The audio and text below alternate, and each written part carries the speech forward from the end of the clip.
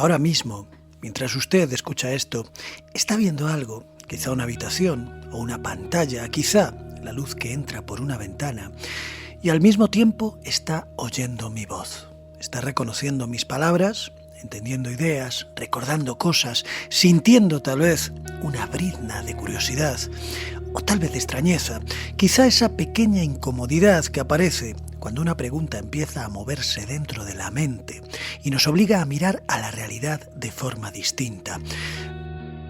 Pero todas estas cosas son tan normales que ni siquiera nos detenemos a pensarlo.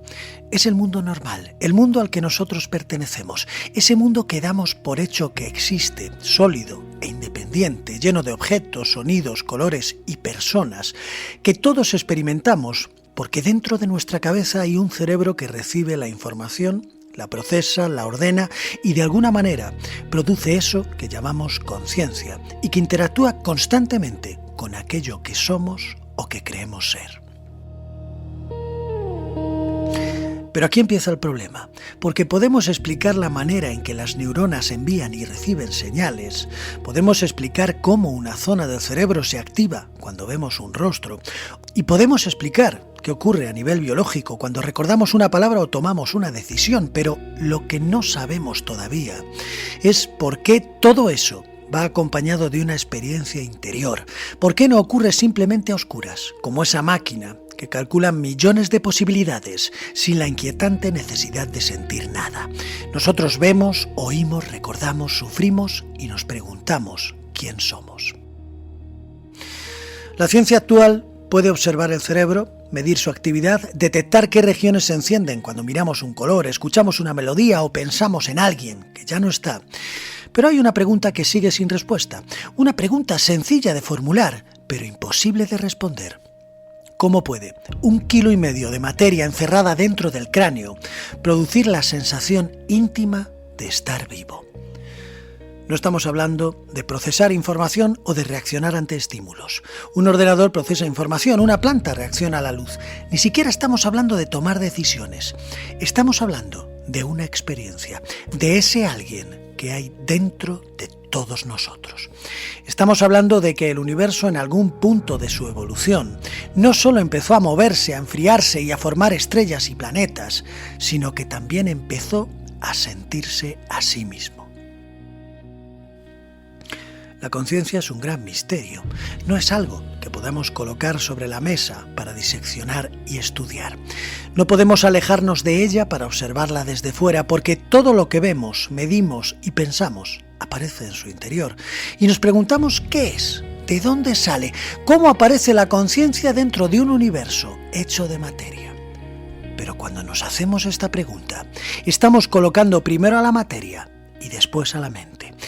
Y lo hacemos porque es así como nos han enseñado a mirar el mundo, sin tener en cuenta que la única realidad que conocemos de forma directa no es la materia, sino la experiencia consciente en la que esa materia aparece. Nadie ha visto jamás la materia fuera de la conciencia, nadie ha contemplado un átomo sin que esa observación ocurra dentro de una experiencia. Nadie ha tocado una piedra, observado una estrella o formulado una ecuación sin que antes existiese una mente capaz de percibirlo. Todo lo que sabemos acerca del universo, absolutamente todo, nos llega a través de ese misterioso escenario interior que llamamos conciencia. Tal vez no haya nada extraño en pensar que la materia produce la mente, llevamos siglos haciéndolo. Lo extraño es lo poco que nos detenemos a explorar el camino inverso. Y no lo hacemos porque nos parece una idea absurda, porque contradice muchas de las cosas que creemos saber y nos obliga a replantearnos algunas de las certezas sobre las que hemos construido nuestra imagen de la realidad. Pero hoy vamos a recorrer ese camino. Vamos a adentrarnos en uno de los temas más incómodos de la filosofía y de la ciencia. Un misterio que ha acompañado a físicos, neurocientíficos y pensadores durante varias generaciones, cuya respuesta, sea cual sea, tiene la capacidad de cambiar nuestra manera de entender el universo y nuestro lugar dentro de él. Probablemente la conciencia sea un producto del cerebro, pero tal vez no.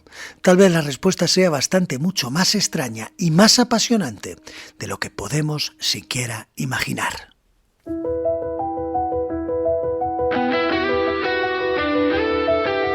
Hoy sabemos que hay distancias infranqueables, que la noche no tiene límites, que el universo se está expandiendo. En la nada absoluta, en el rincón impredecible, en el error inconfesable, en la estadística confusa. Y todos nosotros disfrutamos de una vida cuya voz desconocemos. Hoy sabemos. Bienvenidos a Soles Lejanos 2.0. Les habla David Minayo, acompañado de la grandísima Eva Inochi, desde el lado oscuro de la conciencia. ¿Qué es la conciencia? Por mucho que avancemos, por mucho que la ciencia logre convertir en realidad lo que antes era ficción, la conciencia sigue siendo un problema sin resolver. La neurociencia moderna no tiene ni idea de lo que es la conciencia. Se acerca, pero todavía no lo sabe con certeza.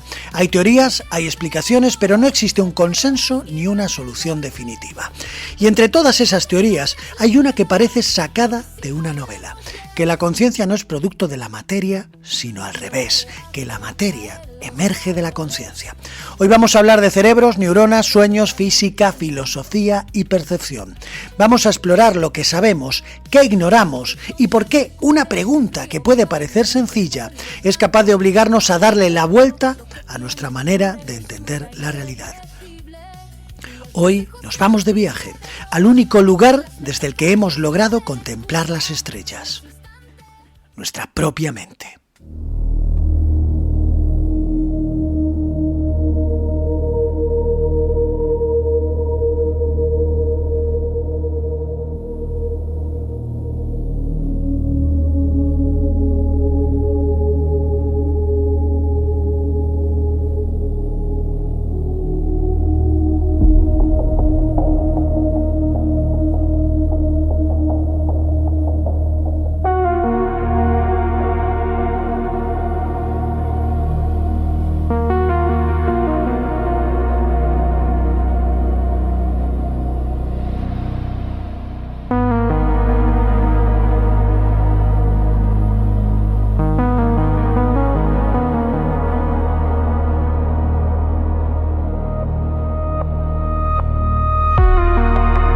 Todo cuanto conocemos en el universo, absolutamente todo, aparece dentro de nuestra experiencia consciente.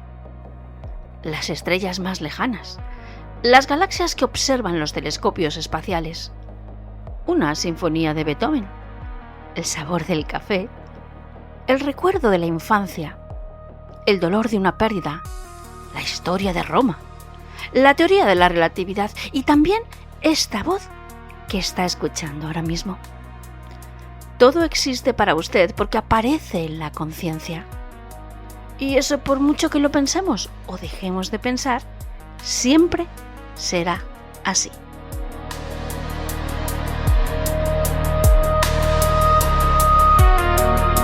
Cuando hablamos del universo, solemos imaginar algo inmenso que se extiende en todas direcciones. Poco a poco vamos conociendo su origen, su forma, los misterios que lo componen, pero lo hacemos sin verlo directamente. No vemos las galaxias, vemos imágenes que después interpretamos. No vemos los agujeros negros, vemos datos, mediciones y simulaciones que nuestra mente transforma en una idea comprensible. Ni siquiera vemos los átomos o las partículas elementales de las que habla la física.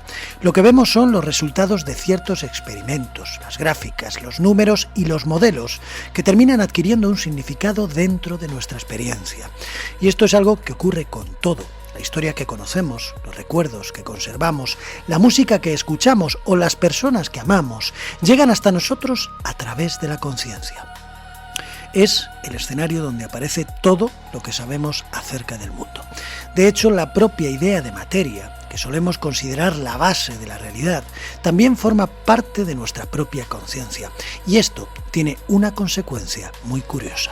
A lo largo de la historia hemos explorado océanos, atravesado continentes, enviado sondas a otros planetas y construido telescopios capaces de observar galaxias situadas a miles de millones de años luz.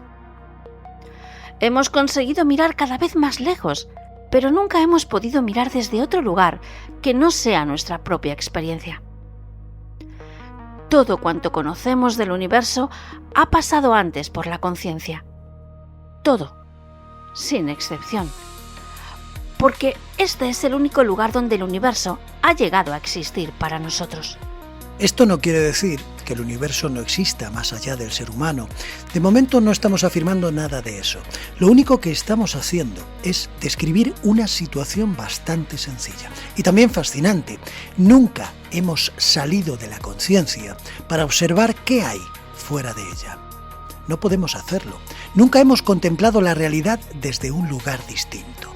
Jamás hemos podido colocarnos al margen de nuestra propia percepción para comparar lo que aparece en ella con una versión externa e independiente de las cosas.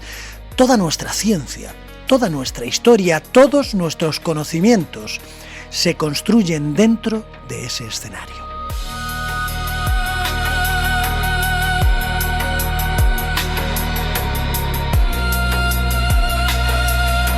Es en la conciencia donde aparecen los telescopios, las ecuaciones, los laboratorios, los recuerdos y las conversaciones.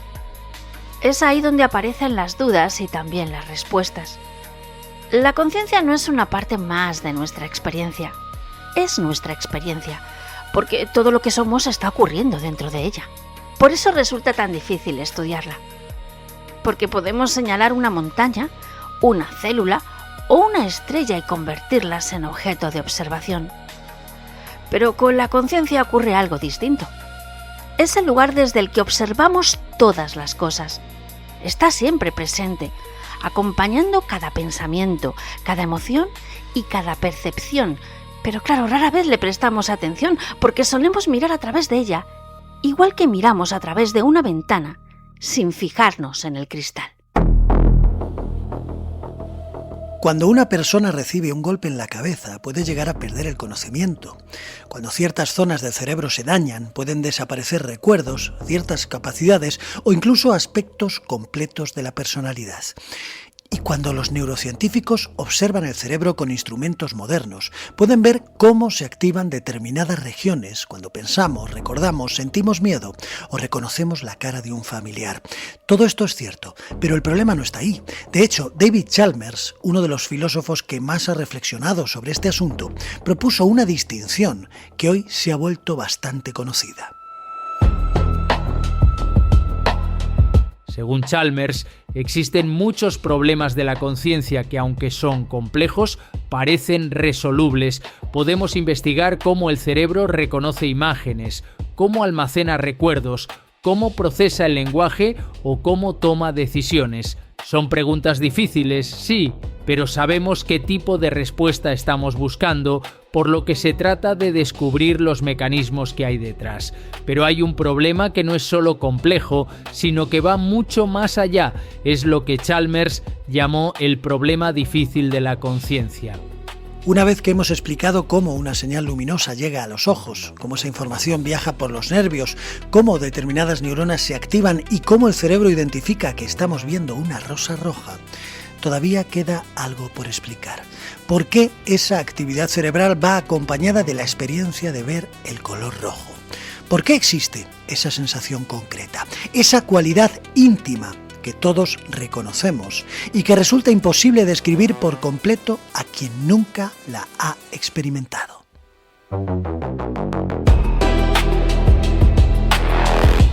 Lo mismo ocurre con el sabor del café. Podemos analizar las moléculas que contiene, estudiar cómo interactúan con las papilas gustativas y seguir el recorrido de cada impulso nervioso hasta el cerebro. Podemos describir cada paso del proceso con enorme precisión. Pero todavía nos falta algo, explicar por qué todo eso se siente de una manera determinada, por qué el café tiene ese sabor para quien lo prueba y ocurre exactamente igual con el dolor. Podemos localizar las regiones cerebrales implicadas, medir su actividad e incluso predecir cuándo una persona está sufriendo, pero ninguna de esas mediciones nos dice qué es sentir dolor. Ninguna ecuación contiene el sufrimiento de una quemadura, la tristeza por una pérdida o la emoción que provoca escuchar una canción que nos devuelve a otro momento de nuestra vida. Hablamos constantemente de estas experiencias porque constituyen la parte más importante de nuestra existencia, pero cuando intentamos explicarlas científicamente, nos encontramos con una especie de muro invisible. Podemos describir lo que hace el cerebro, observar sus mecanismos y sus correlaciones, pero seguimos sin comprender por qué todo ese inmenso entramado biológico no funciona simplemente como una máquina compleja y silenciosa. Lo hace como algo que siente, que percibe y que vive cada instante desde dentro. Lo hace de una manera que parece incluso un hándicap, que supone más un problema que una solución. Y es que la conciencia no parece aportar ninguna ventaja evidente que no pudiera obtenerse por otros medios. Un ordenador es capaz de procesar información sin sentir nada. Una calculadora puede resolver operaciones sin experimentar ninguna emoción. Un robot extremadamente sofisticado, que fuese capaz de caminar, hablar, aprender y adaptarse a situaciones nuevas para tomar decisiones complejas, podría hacerlo perfectamente, sin necesidad de experimentar alegría, tristeza, dolor o miedo. De hecho, probablemente lo haría mejor. No sufriría ansiedad antes de tomar una decisión importante, no se bloquearía por culpa de un recuerdo doloroso, no perdería el sueño pensando en algo que ocurrió hace 20 años, ni tendría celos, remordimientos o miedo al rechazo.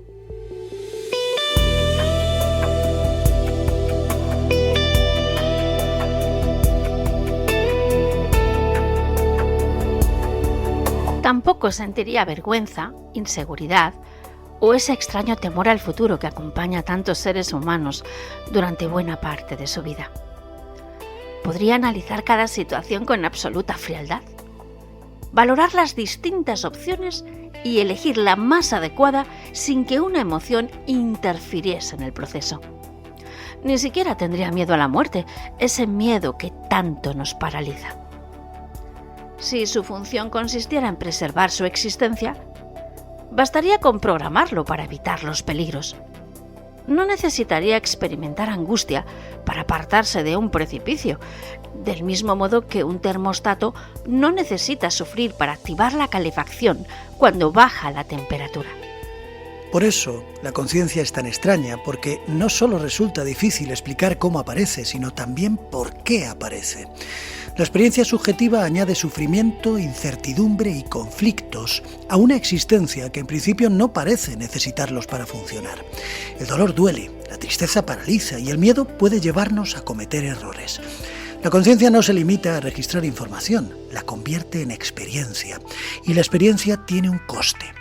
Por eso, algunos filósofos se preguntan si estamos enfocando el problema desde el lugar adecuado.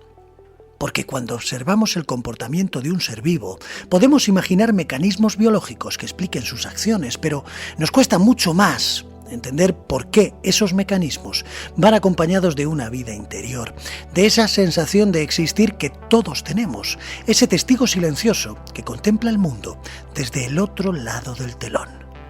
Si todos los procesos físicos del cerebro pudieran desarrollarse de manera automática, igual que ocurre en una máquina, ¿por qué existe una experiencia subjetiva acompañándolos? ¿Para qué sirve? ¿Qué aporta exactamente el hecho de sentir el dolor en lugar de limitarse a reaccionar ante él? ¿Por qué no somos simples mecanismos biológicos que evitan el fuego, buscan alimento y se reproducen siguiendo programas evolutivos extraordinariamente complejos? La evolución suele eliminar lo innecesario. Cada órgano consume energía. Cada función tiene un coste. Nuestro cerebro es uno de los órganos más caros del cuerpo humano y consume una enorme cantidad de recursos. Sin embargo, además de todo eso, existe una vida interior, una película que se proyecta continuamente. Existe el color rojo, el olor de la lluvia, el sabor de una fruta, el miedo a la muerte, la nostalgia de la infancia y la emoción de contemplar un cielo estrellado. Y cuando intentamos sentar a la conciencia en el banquillo de los acusados para preguntarle qué función desempeña, las respuestas desaparecen.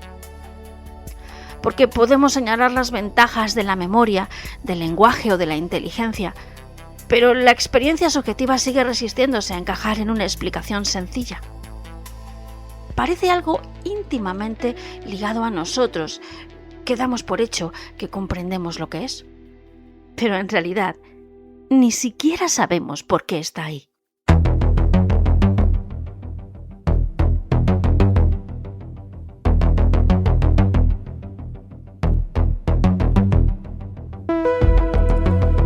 La conciencia no es un problema más, entre otros muchos problemas científicos. Es el problema real, el mayor de ellos, porque antes de estudiar las galaxias, los átomos, los genes o las leyes de la física, ya existe alguien que los está observando. Ya existe una experiencia en la que todo eso aparece, y aunque hemos aprendido muchísimo sobre el universo que nos rodea, seguimos sin saber por qué existe ese observador silencioso.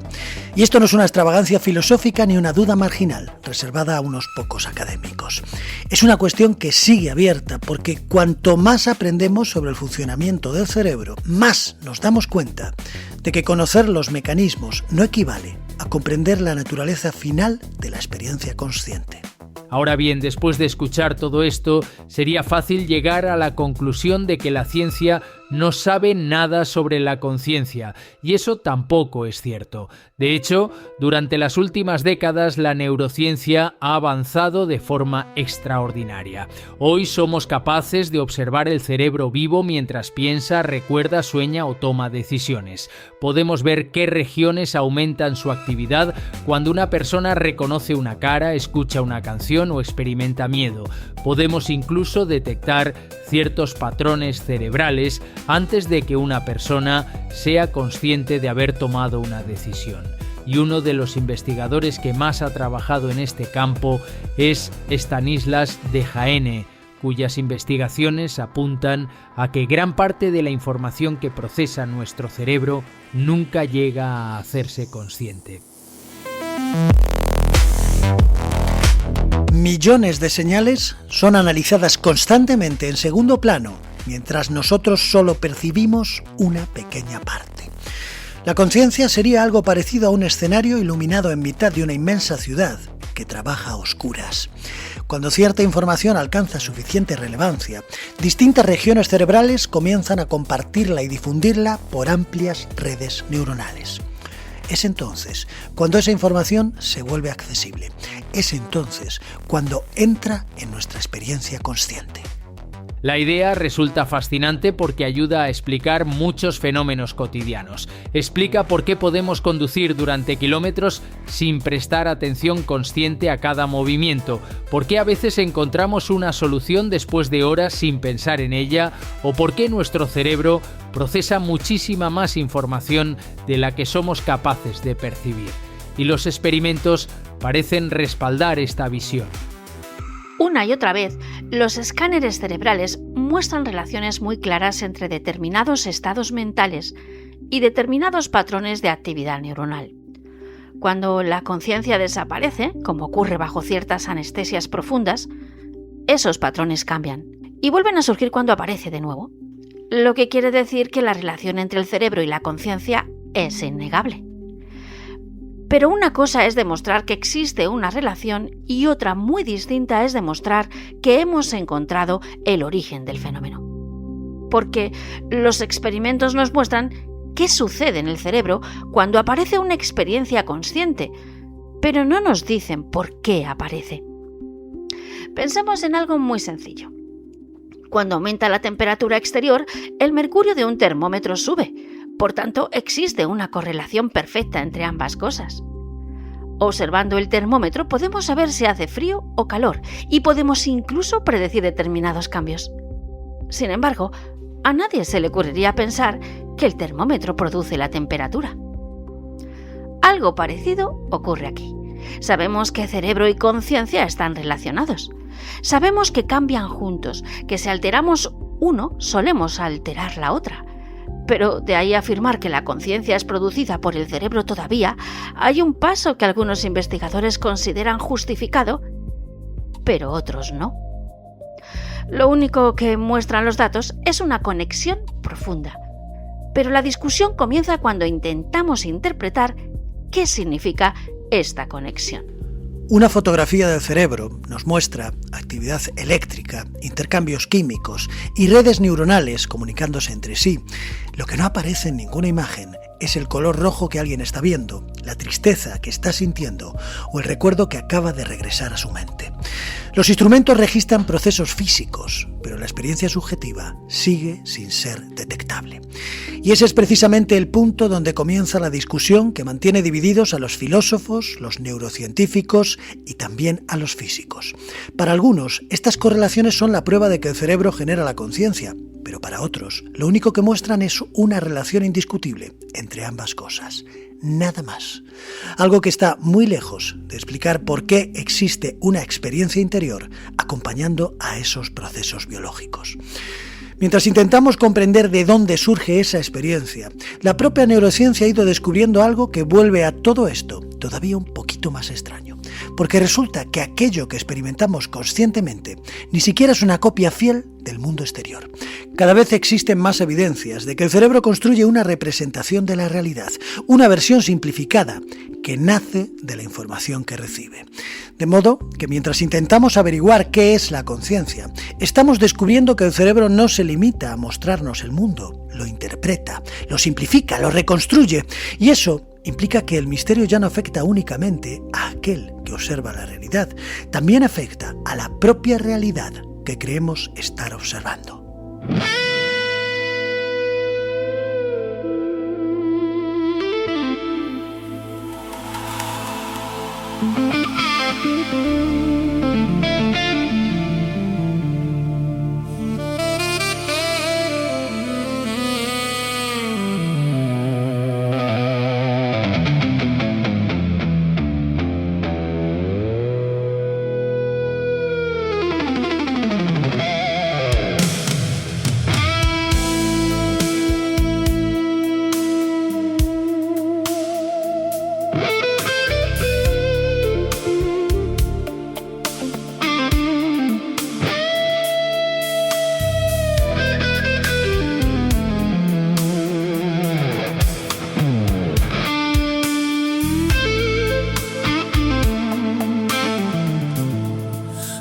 Creyendo que era una isla,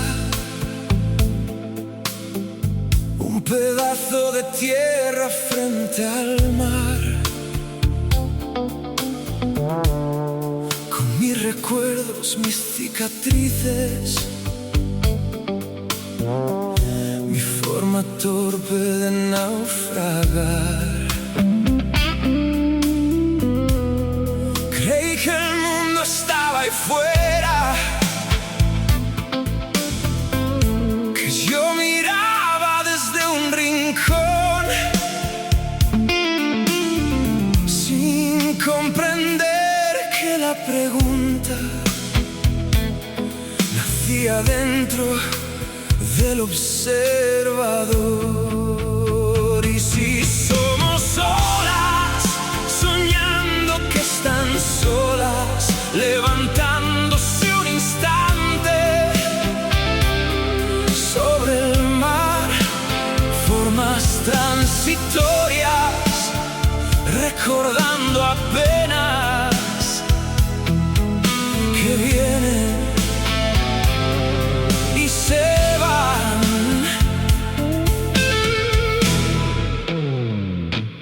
¿Qué nos queda?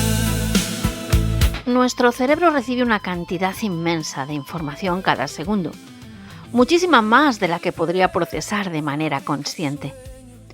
Y para manejar semejante avalancha de datos tiene que seleccionar, simplificar, completar huecos e incluso inventar parte de lo que percibimos. Lo hace constantemente y por lo general lo hace tan bien que ni siquiera nos damos cuenta. Piense, por ejemplo, en el punto ciego de sus ojos. Todos tenemos una pequeña zona de la retina incapaz de captar imágenes, por lo que en teoría debería existir un agujero permanente en nuestro campo visual. Sin embargo, ese agujero es algo que no vemos. Y no lo vemos porque el cerebro rellena automáticamente la información que falta utilizando lo que tiene alrededor. Está completando la imagen sin pedirnos permiso. Por ejemplo, si ese punto ciego cae sobre una pared blanca, lo que hará el cerebro será prolongar el color blanco. Si cae sobre una línea recta, prolongará la línea. Y si cae sobre una textura, continuará esa textura. Y lo hará tan bien que no notaremos ningún agujero negro en toda nuestra visión. No me digan que no es increíble, pero lo más increíble no es que exista ese punto ciego, lo más increíble es que llevamos toda la vida mirando a través de él sin darnos cuenta.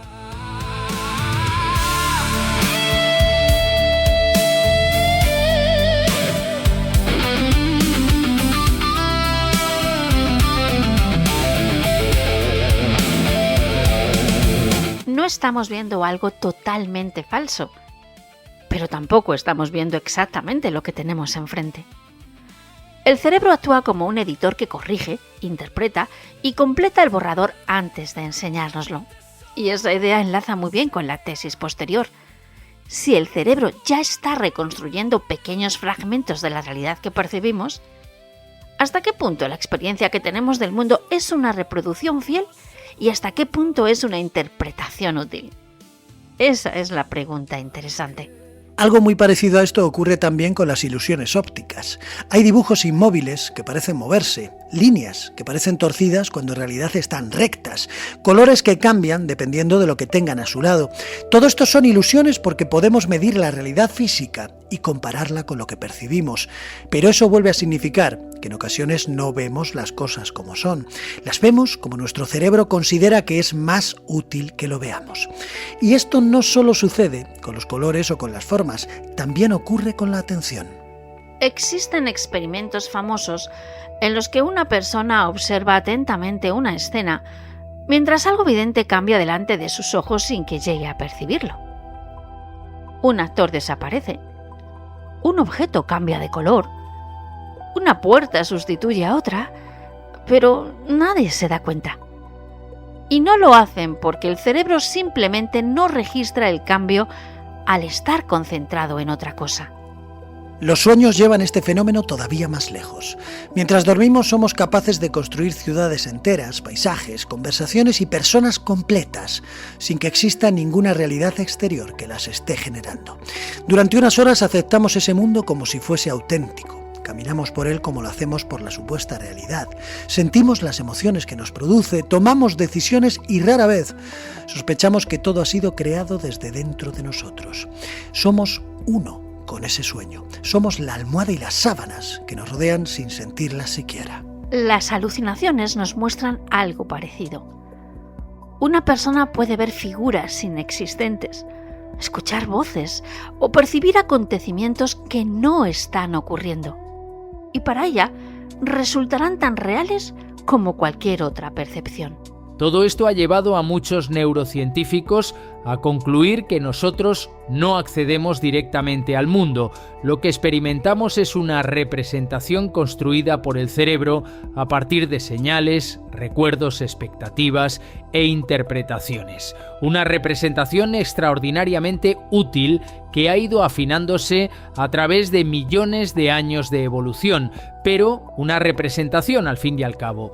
Mientras soñamos podemos conversar con personas fallecidas, revivir episodios de nuestra infancia o encontrarnos de repente volando sobre un paisaje imposible.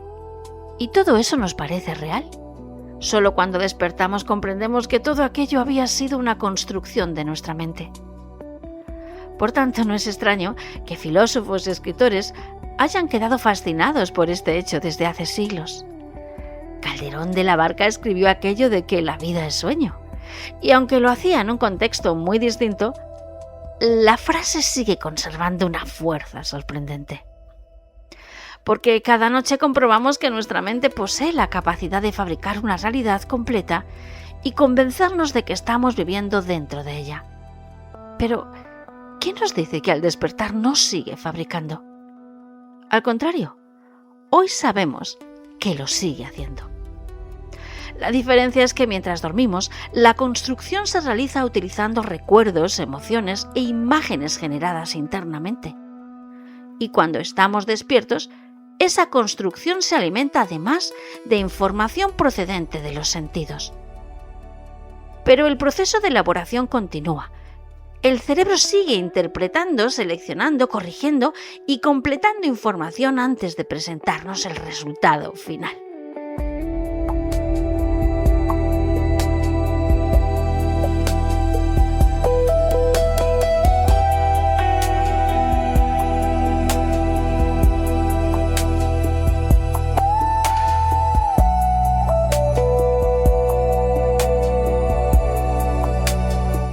vemos la realidad directamente.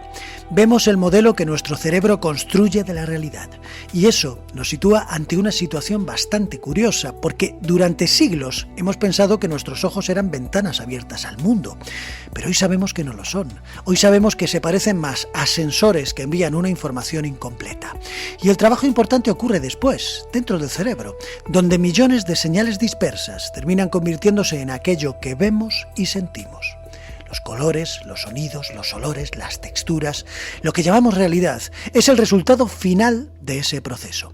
Del proceso que ha creado un constructor silencioso, que trabaja constantemente entre el mundo y nosotros. Un constructor tan eficiente que ni siquiera lo intuimos. Y aquí es donde la conversación empieza a ponerse realmente interesante, porque si el cerebro nos entrega una especie de modelo interno que nos permite movernos por el mundo, surge una cuestión que resulta difícil de ignorar. Nosotros conocemos esa representación, es lo que vemos, oímos y sentimos. Es la única realidad a la que tenemos acceso directo. Pero ¿qué ocurre con lo que se encuentra detrás de ella? Después de todo, nadie ha salido nunca de su propia experiencia para comparar el mapa con el territorio. Fue precisamente al reflexionar sobre cuestiones parecidas a esta cuando algunos de los fundadores de la física moderna llegaron a una conclusión inesperada. Uno de ellos fue Arthur Eddington, el astrofísico que ayudó a confirmar la teoría de la relatividad de Einstein. Otro fue Erwin Schrödinger, uno de los padres de la mecánica cuántica. Ambos dedicaron su vida a estudiar la naturaleza más profunda de la realidad y, sin embargo, acabaron haciéndose una pregunta que no parecía propia de la física, sino de la filosofía. A medida que la ciencia avanzaba y nuestra descripción del universo se volvía más precisa, también se volvía más extraña. Las mesas dejaron de ser mesas para convertirse en conjuntos de moléculas. Las moléculas pasaron a ser agrupaciones de átomos. Los átomos resultaron estar formados por partículas aún más pequeñas. Y las partículas terminaron convirtiéndose en entidades matemáticas, cuya naturaleza sigue siendo motivo de debate.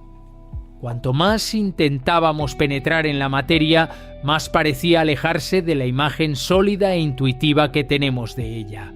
Eddington se dio cuenta entonces de que la física era extraordinariamente eficaz describiendo cómo se comporta el mundo, pero cada vez decía menos sobre qué es realmente aquello que se comporta de esa manera. Las ecuaciones permitían predecir fenómenos con una gran precisión, pero las ecuaciones no eran la realidad, eran mapas de la realidad. Y entonces apareció la posibilidad de que llevásemos siglos intentando explicar la conciencia como si fuese una consecuencia secundaria de la materia, porque habíamos dado por hecho que la materia era lo fundamental. Sin embargo, cuando intentamos señalar aquello que conocemos de forma más inmediata, siempre terminamos encontrándonos con la experiencia consciente. No necesitamos demostrar que estamos teniendo una experiencia, igual que tampoco necesitamos construir una teoría para saber que estamos percibiendo algo, pensando algo o sintiendo algo. Todo eso está presente antes de cualquier explicación científica. La materia, en cambio, es una explicación.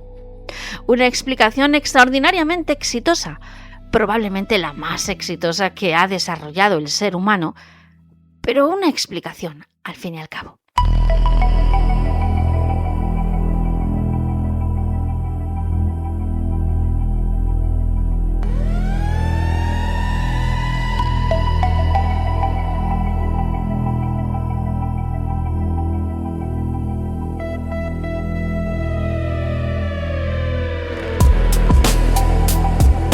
Y fue ahí donde algunos físicos comenzaron a preguntarse si no estaríamos contemplando el problema desde el extremo equivocado del telescopio, porque llevábamos generaciones preguntándonos cómo podía surgir la conciencia a partir de la materia, pero casi nadie se había detenido a considerar la posibilidad contraria.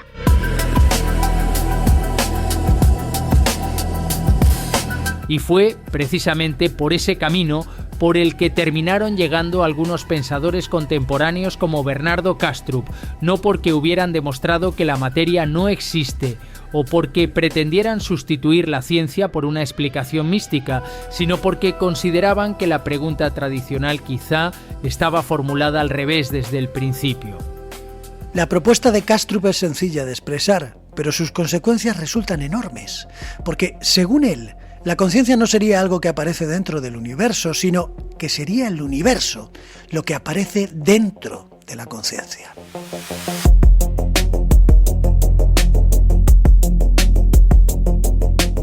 Esta idea puede sonar extravagante, incluso absurda, pero conviene recordar que no se presenta como una creencia religiosa ni como una revelación espiritual, sino como una hipótesis filosófica que intenta responder a un problema que sigue abierto.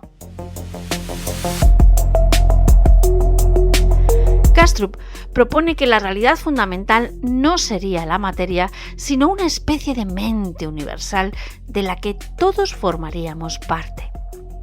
Y para explicarlo suele recurrir a una imagen bastante sencilla: al océano. Cuando observamos la superficie del océano, vemos miles de olas distintas, algunas pequeñas y otras son enormes. Unas duran apenas unos segundos y otras recorren grandes distancias. Desde nuestra perspectiva, todas esas olas parecen entidades independientes, individuos con existencia propia. Sin embargo, ninguna de ellas está separada del océano. Todas son expresiones temporales de una misma masa de agua.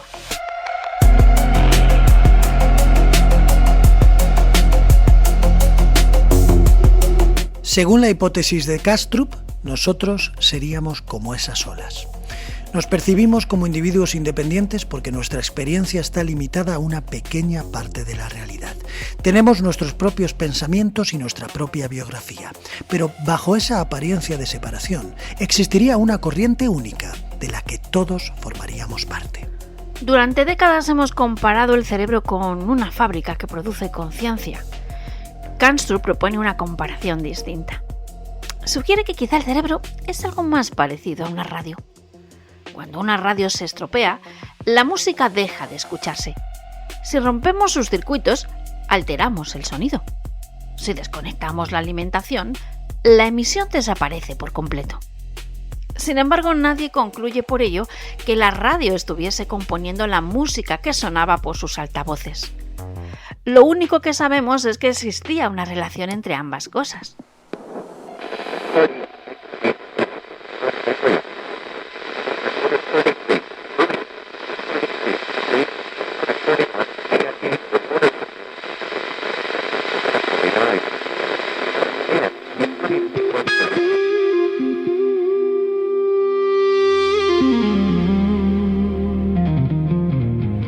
Del mismo modo, el hecho de que los cambios en el cerebro alteren la conciencia no demostraría necesariamente que el cerebro la produzca. Podría significar simplemente que participa en ella de una forma que todavía no comprendemos del todo. Como es lógico, esta idea tiene bastantes críticos. La mayoría de los neurocientíficos consideran que la explicación más razonable sigue siendo que la conciencia emerge de la actividad cerebral. Esto es importante decirlo porque estamos entrando en un terreno donde existen distintas interpretaciones y ninguna de ellas tiene una demostración definitiva. Pero independientemente de que Kastrup tenga o no razón, su propuesta nos obliga a contemplar el problema desde un ángulo distinto al habitual. Durante siglos hemos intentado comprender cómo una colección de átomos llega a producir una experiencia consciente. Él plantea la posibilidad contraria y lo hace sin afirmar que sea cierta, preguntándose qué ocurriría si la conciencia fuese el punto de partida y no el destino final del proceso.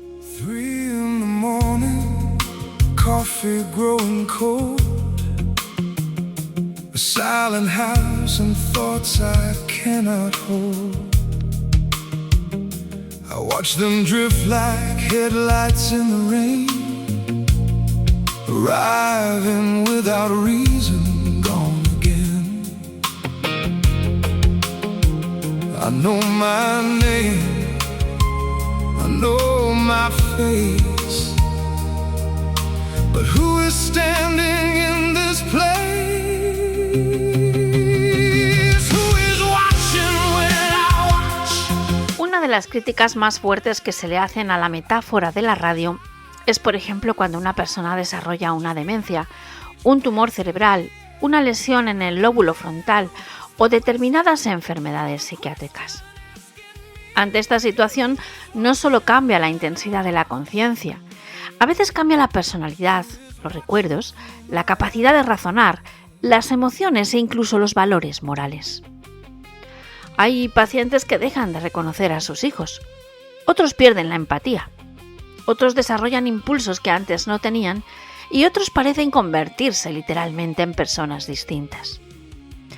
Y eso parece encajar muy bien con la idea de que la mente es producto del cerebro. Porque uno podría preguntarse si la conciencia existe independientemente del cerebro, ¿por qué un pequeño daño físico puede alterar algo tan profundo como la personalidad?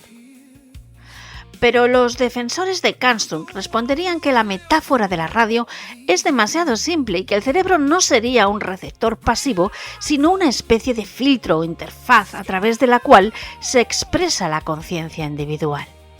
Utilizarían una comparación más parecida a esta. Si rompes las lentes de unas gafas, la imagen que ves se distorsiona. No porque el mundo haya cambiado, sino porque el instrumento a través del que lo percibes está dañado. O también podrían decir que si una corriente de agua atraviesa una tubería deformada, el flujo cambia de forma. No porque el agua haya cambiado, sino porque ha cambiado el canal. Pero aquí aparece el problema. Cuanto más profundamente altera una lesión cerebral la personalidad de alguien, más difícil resulta distinguir entre decir que el cerebro está modificando la expresión de la conciencia y decir que el cerebro está produciendo la conciencia. Por eso la mayoría de neurocientíficos consideran que las evidencias favorecen la segunda explicación. No porque hayan resuelto el problema difícil de Chalmers, sino porque la dependencia entre cerebro y mente es enorme y está documentada por miles de casos clínicos.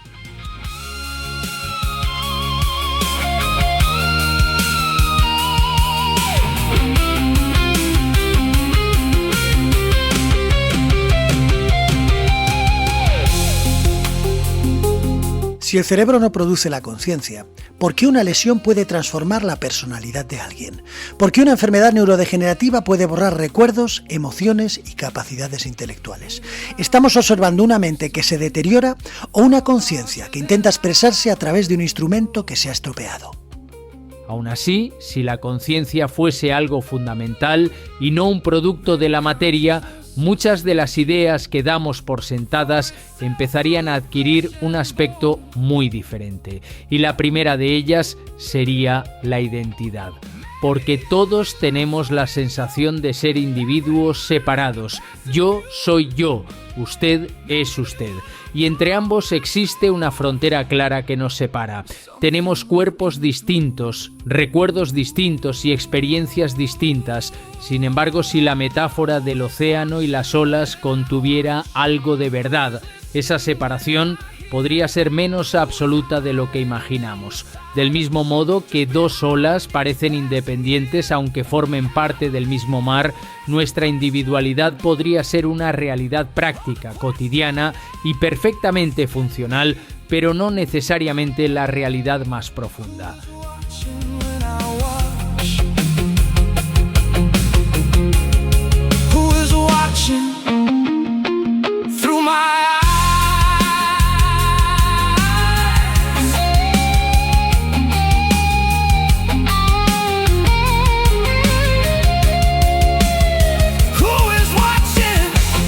También cambiaría nuestra relación con la muerte.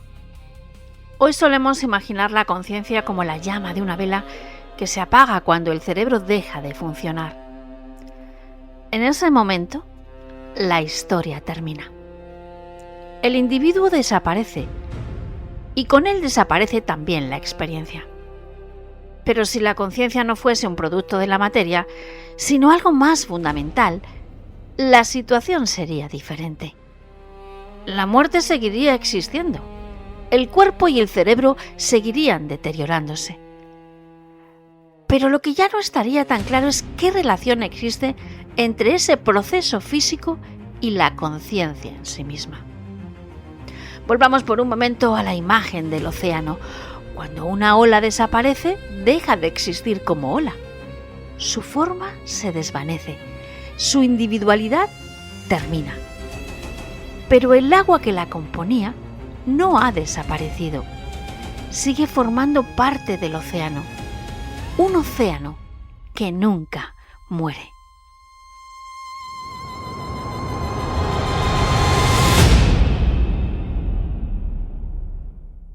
Naturalmente, esto es solo una metáfora, pero ayuda a entender por qué algunos filósofos consideran que la pregunta podría estar planteada de una forma demasiado simple. Quizá el verdadero interrogante no sea qué ocurre con el cerebro cuando llega la muerte, sino qué era aquello que llamábamos yo mientras estábamos vivos.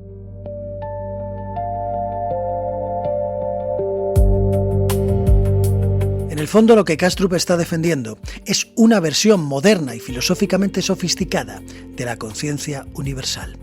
Un concepto que suele asociarse a la nueva era, al esoterismo o a determinadas corrientes espirituales, pero que Kastrup construye desde la filosofía de la mente, apoyándose en argumentos racionales.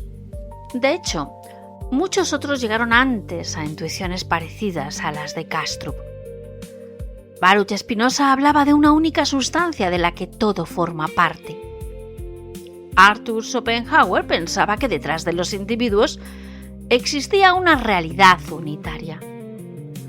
Algunas corrientes del Vedanta sostienen que la conciencia individual es una manifestación de una conciencia más profunda.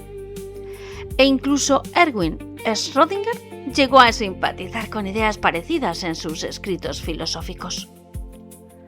La diferencia es que Kastrup intenta presentarlo sin recurrir a almas, espíritus, reencarnaciones o revelaciones religiosas. Él es consciente de que no puede demostrar que exista una conciencia universal. Pero tampoco puede explicar satisfactoriamente cómo surge la conciencia a partir de la materia inconsciente. Por tanto, nos propone que quizá la conciencia sea la realidad fundamental y los individuos sean manifestaciones locales de ella. Resulta una idea difícil de aceptar, porque contradice muchas de nuestras intuiciones, porque hemos crecido pensando que la materia es sólida, real y fundamental, y que la conciencia es algo frágil, subjetivo y secundario. Y esta propuesta invierte por completo esa jerarquía. Pero lo más interesante de todo es que, independientemente de que la teoría de Kastrup sea correcta o no, nos obliga a reconocer que sabemos muchísimo sobre el universo, que hemos medido galaxias lejanas, hemos descifrado el ADN y hemos descubierto partículas subatómicas, pero seguimos sin comprender qué es aquello que está viviendo toda esa experiencia desde dentro.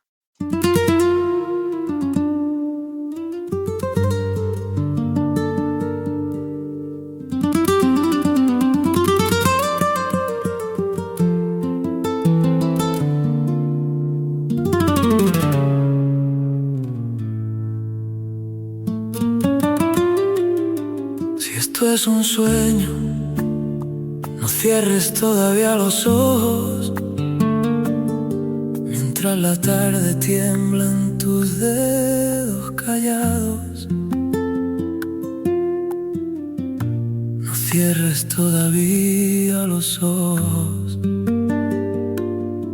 como se cierran ante ti los años.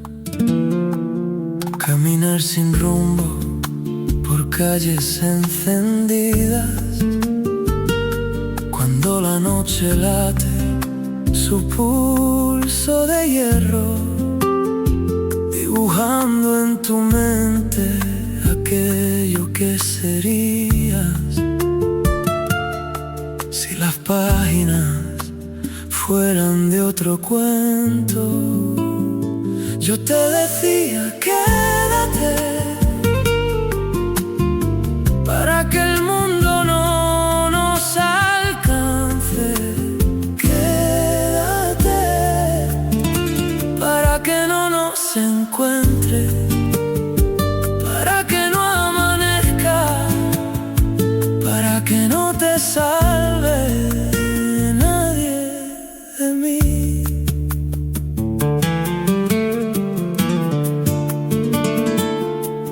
Existe una pequeña parábola que habla de un pez que dedicó toda su vida a buscar el océano. Preguntó a otros peces más viejos, exploró arrecifes, atravesó corrientes, recorrió grandes distancias, escuchó historias sobre el océano y estudió cuanto pudo acerca de él. Aquel pez estaba convencido de que debía ser algo inmenso y extraordinario, algo que merecía la pena encontrar. Pero pasaron los años y nunca lo encontró.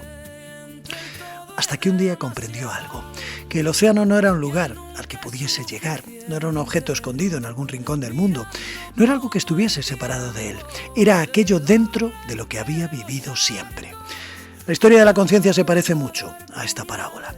Llevamos siglos intentando entender qué es, la hemos buscado entre las neuronas, entre sinapsis, entre partículas elementales y ecuaciones matemáticas.